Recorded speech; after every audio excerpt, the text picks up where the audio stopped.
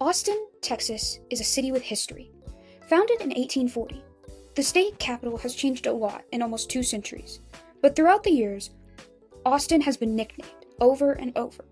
This timeline shows the history of 5 of Austin's most well-known nicknames: Waterloo, the City of the Violet Crown, the Friendly City, Bat City, and the live music capital of the world. In 1835, an Anglo-American settler named Jacob M. Harrell set up a tent on the banks of the Colorado River, near the edge of Texas's hill country. At the time, the territory belonged to Mexico, but the original settlers would have been the indigenous peoples that lived in central Texas, maybe as far back as 37,000 years ago. 2 years after Harrell parked his tent, Edward Burleson incorporated Harrell's settlement as a town and named it Waterloo. He hoped that it would encourage more people to move to the area.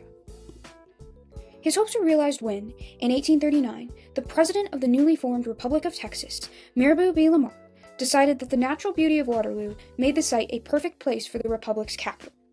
In 1840, the town had around 800 residents and was renamed Austin in honor of Stephen F. Austin, the father of Texas, but the original name stuck around as a nickname for Texas's new capital, lending the name to many businesses and attractions in the Austin area today.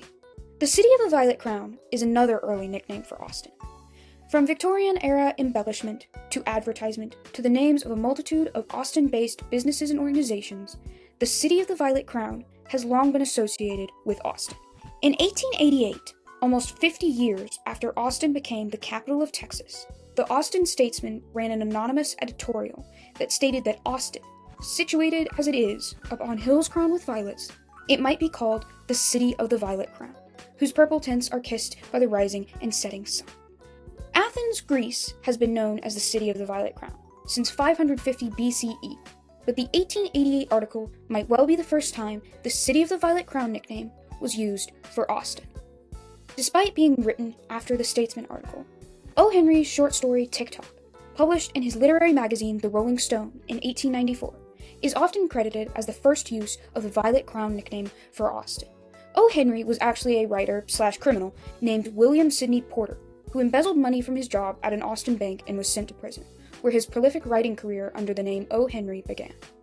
While not the first to call Austin the City of the Violet Crown, his story reached a wider audience than the original 1888 editorial, and probably contributed to the spread of the nickname to wider audiences. In 1917, the Austin Chamber of Commerce titled a promotional booklet for new and prospective residents, Austin, the City of the Violet Crown. Austin had officially embraced the flowery nickname, and today the Violet Crown Garden Club, Violet Crown Trail, and Violet Crown Cinema are among some of the Austin attractions named after the flowerful turn of phrase. Austin, the Friendly City, is a nickname based entirely around advertisement. It first appeared in an ad for the Texas Bookstore in 1925, which welcomed new and returning students to the college town. The next time the nickname showed up was in 1943 in a promotional campaign by the city meant to entice new residents to move there.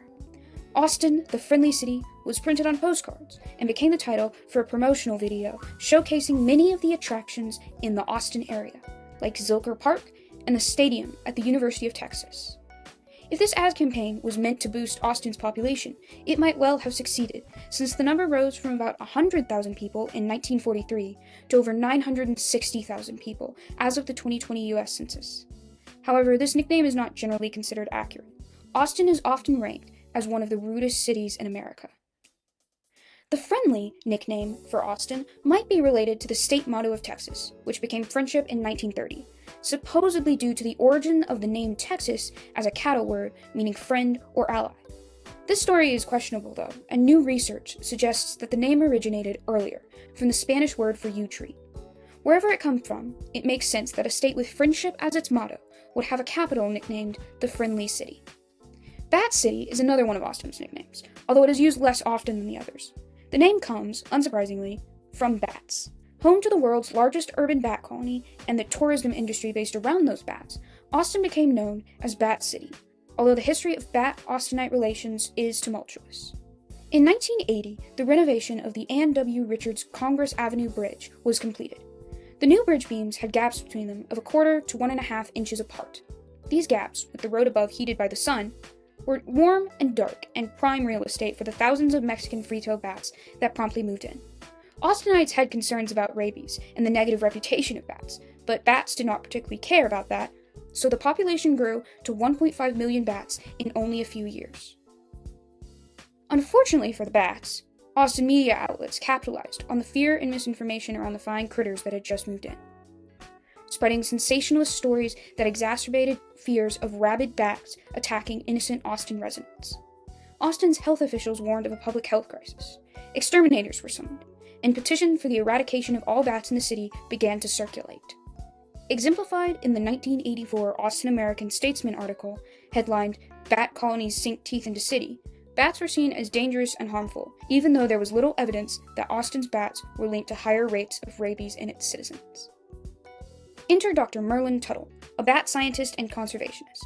In 1986, he moved his fledgling organization Bat Advocacy International to Austin to refute the negative views of bats held by the general public. Arguing that bats were less rabies-prone than household pets, and that bats ate mosquitoes and other pesky bugs, Dr. Tuttle spoke to the press, public health officials, and the public about the benefits of bats. Swayed by the PACs and free pest control, Austin embraced the 1.5 million bats under the Congress Avenue Bridge as a multi-million-dollar tourist attraction. The live music capital of the world, like the friendly nickname city, originated from advertisements, but the former has solid evidence to back up its claim. One example of the importance to live music in Austin is the origins of one of its biggest music festivals, Austin City Limits. In 1974, Austin City Limits, a TV show with live tapings of concert performances from different artists, was established on the Austin-based PBS affiliate KLRN-TV. Carried by hundreds of stations across the US and recognized by Time magazine as one of the top 10 most influential music shows of all time, the show, dedicated to live music itself, inspired the creation of the Austin City Limits Music Festival in 2002, located in Zilker Park.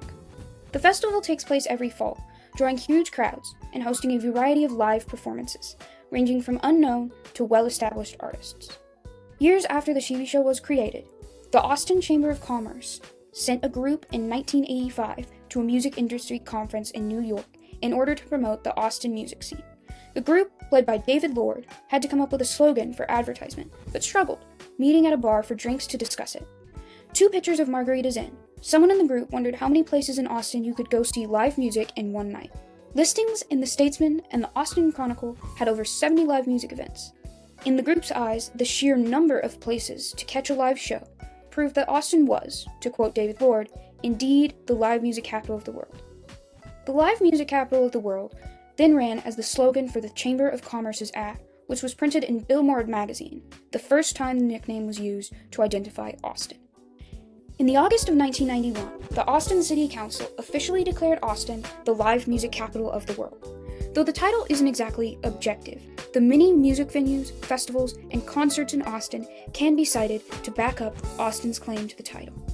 Nicknames exist for all sorts of reasons, from advertisements to highlighting favorite features. Austin nicknames are varied in both origin and type, and reference many different aspects of the city. However, these names can tell us a lot about the history of Austin and the way Austinites, past and present, view the city they call home.